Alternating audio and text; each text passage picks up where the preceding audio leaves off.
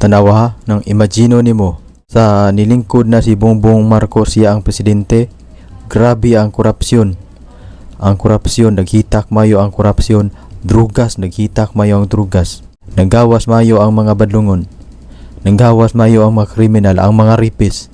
Kay tungod walay kahadlok, kay tungod walay gikahadlukan. Matawag yun nato si Bongbong Marcos weak leader gyud siya.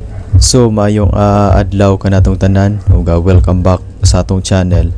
Ug daghan kayo salamat nga par sa inyong pagsuporta ug sa ko ang mga viewers nga wala pa naka-subscribe. Palihog ko og subscribe nga par kay para ma-update mo sa atong mga i-upload nga mga video reaction.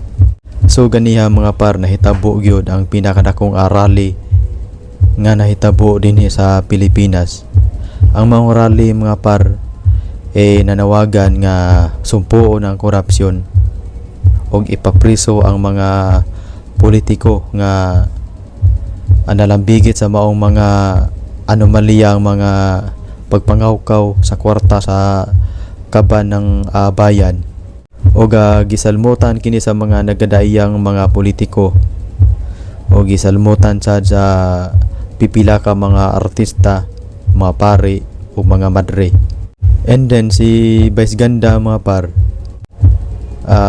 gihamo niya si Bongbong Marcos nga ipapriso kuno ni Bongbong ang mga politiko nga nangawat sa kwarta sa Pilipinas. Unya gihamon ni Vice Ganda si Bongbong Marcos mga par ang pangutana, kaya ba ni Bongbong Marcos nga ipapriso niya ang iyang kaugalingon? Kaya ba ni Marcos nga ipapriso niya ang iyang igagaw nga si Martin Romualdez? Kaya ba niya ang iyang mga ulipon nga iyang ipapriso? Mao na pangutana diha mga par nga ang langaw ray makatubag. Kaniya to adre mga par, prangga-pranggahan ang ni kay gihamon ko ni Vice Ganda si Bongbong Marcos nga ipapriso ang katong mga nangawat, ang katong makawatan. Unya, kaya ba ni Bongbong Marcos nga ipapriso niya iyang kaugalingon? Kay siya gud ang leader, siya gud ang amahan sa Pilipinas.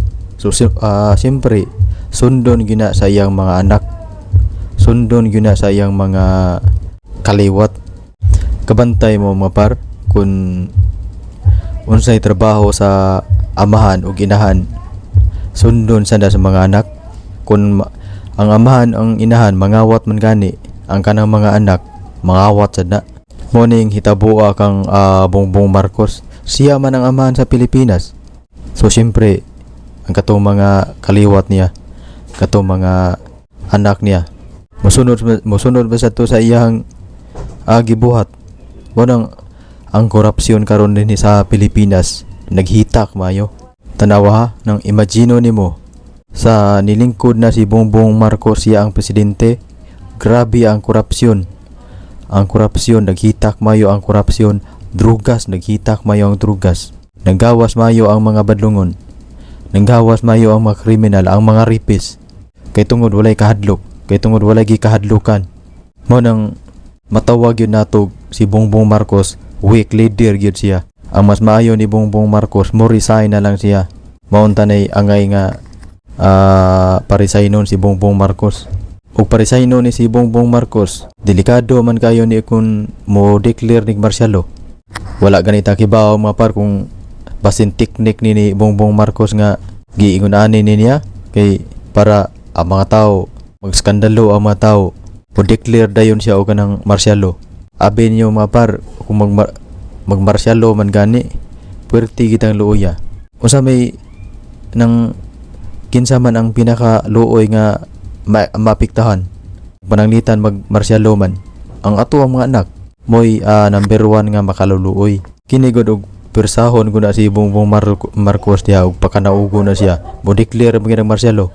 Idaan na bagini giingon ni Duterte nga katong nangampanya sila si Duterte, katong yung gikuyugan niya yung mga senador nga si Bongbong Marcos dili jud kuno manaog. Unya karon nahitabo naman matakibaw mga parog ng teknik na nila para padayon sila ilang pagserbisyo, padayon ang ilang paglingkod sa Malacañang.